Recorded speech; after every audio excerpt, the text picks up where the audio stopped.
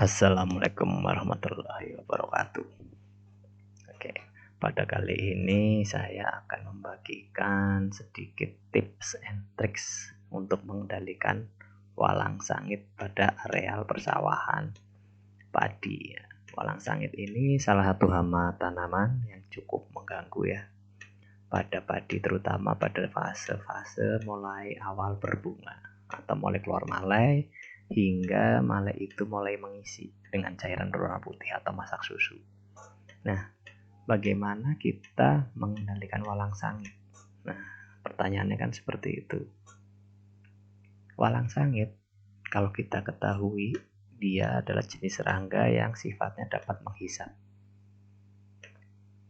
isi gabah mulai pada saat gabah itu keluar, sehingga dia akan menghisap pada bagian kepala putiknya. Di bawah kepala putik itu ada bagian yang nanti akan berkembang menjadi beras. Nah, disitulah dia akan menghisap itu kalau gabahnya belum mulai mengisi. Nah, pada saat gabah setelah penyerbukan dan mulai pengisian, dia akan menyedot bagian gabah yang sudah mulai berisi cairan berwarna putih.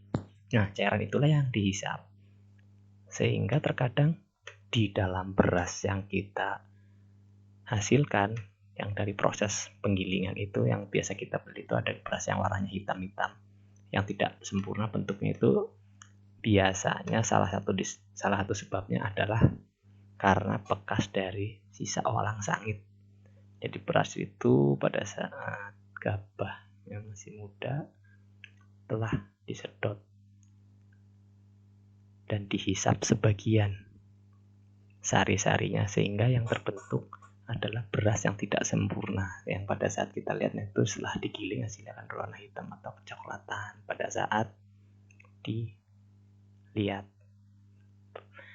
Nah, penurunan produksi akibat walang sangit ini itu bisa beragam pada padi, tergantung intensitas serangannya. Jika intensitas serangannya parah, penurunan bisa sampai 20-30% bahkan lebih. Itu tergantung jumlah populasi walang sangit yang menyerang juga dan kapan fasenya dia menyerang.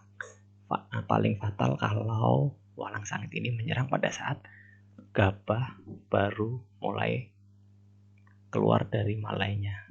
Nah, malai itu baru keluar, gabahnya disedot. Yang disedot adalah kepala putiknya, di bagian bawah kepala putik atau bakal buahnya. Itu yang kesedot. Itu udah pasti gabahnya akan hampa dan warna gabahnya juga tidak menarik.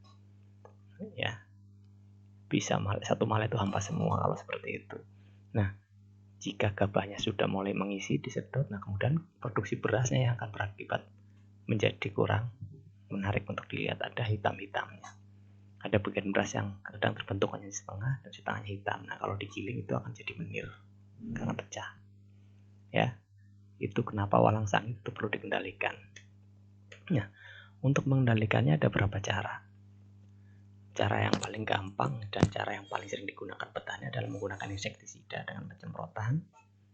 Tapi ini cukup berbahaya ya bagi yang menyemprot dan bagi lingkungan. Itu cukup berbahaya karena insektisida ini sifatnya racun, tergantung jenisnya, ada yang racun kontak atau sistemik. Nah, kemudian yang kedua, menggunakan insektisida hayati, bisa berupa cendawan atau jamur atau spora jamur yang dapat menginfeksi walang sangit sehingga walang sangit itu akan mati terkena jamurnya. Kemudian yang ketiga, menggunakan atraktan atau di sini atraktan sifatnya adalah yang dapat mengalihkan serangan walang sangit dari gabah atau beras ke objek lain yang dapat menarik lebih menarik bagi walang sangit daripada ke gabah itu. Nah, di sini ada beberapa contoh atraktan alami yang saya gunakan berupa bangkai dari binatang. Nah, binatang apa yang kita pakai? Binatang yang kita pakai adalah berupa rajungan atau kepiting laut, atau juga bisa digunakan adalah kepiting darat. Tapi yang di sini yang saya contohkan adalah menggunakan rajungan. Nah, di sini terlihat bahwa rajungan dapat menarik walang sangit untuk berkumpul di badan rajungan itu. Nah, rajungan di sini sudah mati ya.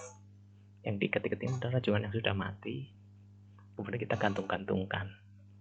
Bisa digantung atau bisa ditusuk di bambu, ditaruh di tengah sawah, atau dan lain sebagainya, metodenya terserah. Tapi bisa seperti ini. Lihat di sini, rajungan ini banyak sekali walang sangit yang mengumpul di sini. Dia di sini akan menghisap cairan yang ada di rajungan ini untuk dimakan oleh walang sangit. Karena prinsip dasarnya walang sangit dalam mengkonsumsi sari-sari pati tanaman menggunakan metode hisapan, sehingga jika gabah itu sudah dihisap pasti ada bekasnya, titik hitam kecil di kulit gabah. Nah, itu ciri gabah yang sudah dihisap oleh walang sangit. Ya, di sini mereka berkumpul di bangkai rajungan sehingga penyerangan di tanaman di sekitar sini relatif berkurang banyak ya, karena populasi walang sangit akan berkumpul lebih banyak di sini, di mana ada bangkai itu berada.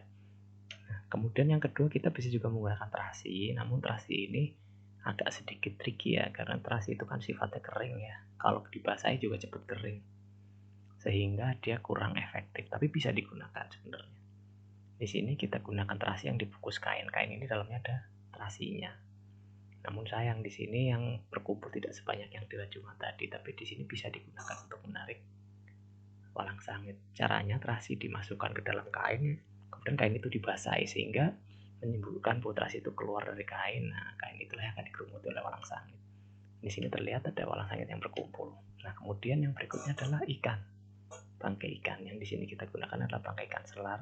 Contohnya bisa digunakan untuk menarik walang sangit banyak jumlahnya. Nah, bangkai ikan selar ini kita ikat terbalik seperti ini atau bisa digantungkan di atas permukaan tanaman padi. Nanti walang sangitnya akan berkumpul di situ.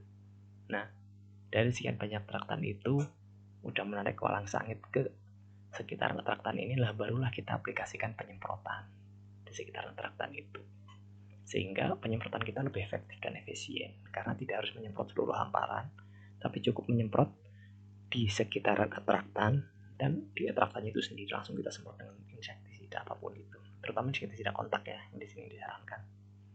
Nah, di sini terlihat bahwa pada kelompok ikan selar ini banyak walang sangit juga yang berkumpul seperti daripada rajungan dibanding terasi. Ya.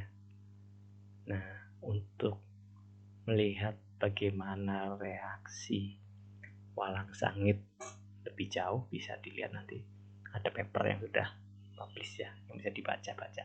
Nanti saya sertakan linknya di bawah, gimana paper itu bisa menambah wawasan kita untuk mengendalikan walang sangit yang lebih ramah lingkungan. Oke. Nah, terlihat di sini. Nah, di sini terlihat walang sangitnya sangat banyak. Dan di bawah ini adalah ember yang sudah diisi insektisida. Air ditambah insektisida. Nah, yang tertarik di sini nggak cuma walang sangit, tapi juga ada laler hijau juga masuk ke sini, mati dia. Jadi semua serangga yang tertarik dengan bau-bauan akan mengumpul di sini. Mayoritas di sini adalah walang sangit, sisanya adalah laler hijau nih dikit dah. Nah, kalau sudah berkumpul gini tinggal disemprot, nanti nyemplung ke bawah yang ada insektisida langsung mati lah dia. Caranya itu saya menjebak seperti itu, mungkin dengan metode lain juga bisa ya, silahkan dikembangkan sendiri, tapi intinya kita menggunakan traktan untuk mengumpulkan walang sangit sebanyak-banyaknya sehingga kita tidak harus menyemprot seluruh hamparan sawah kita. Dan kita pasang juga di beberapa titik, jangan cuma satu tempat aja, mungkin bisa sampai 10-20 titik dengan menggunakan traktan yang berbeda-beda, dari bangkai ikan, dari bangkai kepiting atau bangkai yuyu. Kalau mau murahnya bangkai yuyu tinggal nyari aja di kali sebanyak-banyaknya, itu juga gampang, bangkai yuyu. Atau juga bangkai keong juga bisa, tapi kalau bangkai keong itu cepat busuknya sehingga lama bisa menariknya itu lebih pendek ya. Biasanya di minggu-minggu awal itu penarikan walang sangit itu sangat banyak, kemudian akan berkurang seterusnya setelah ikan atau bangkai itu mulai mengering. Itu biasanya walang sangitnya udah mulai berkurang, biasanya seperti itu ya. Nah, ini bagaimana cara mengendalikan walang sangit yang lebih simpel dan sederhana, ya. Itulah mengapa kita perlu pengendalian walang sangit yang ramah lingkungan. Nah, dengan pengendalian seperti ini relatif kita lebih ramah lingkungan ya, walaupun kita menggunakan insektisida tapi dengan jumlah yang sangat terbatas dan pada lingkungan yang terbatas juga, tidak semua hamparan kita semprot menggunakan insektisida. Ya, demikian informasi yang dapat saya bagikan tentang pengendalian walang sangit bagi teman-teman semua. Dan bagi siapa saja yang membutuhkan informasi ini, silahkan pergunakan. Silahkan like and comment di bawah. Ya, semoga bermanfaat informasinya. Wassalamualaikum warahmatullahi wabarakatuh.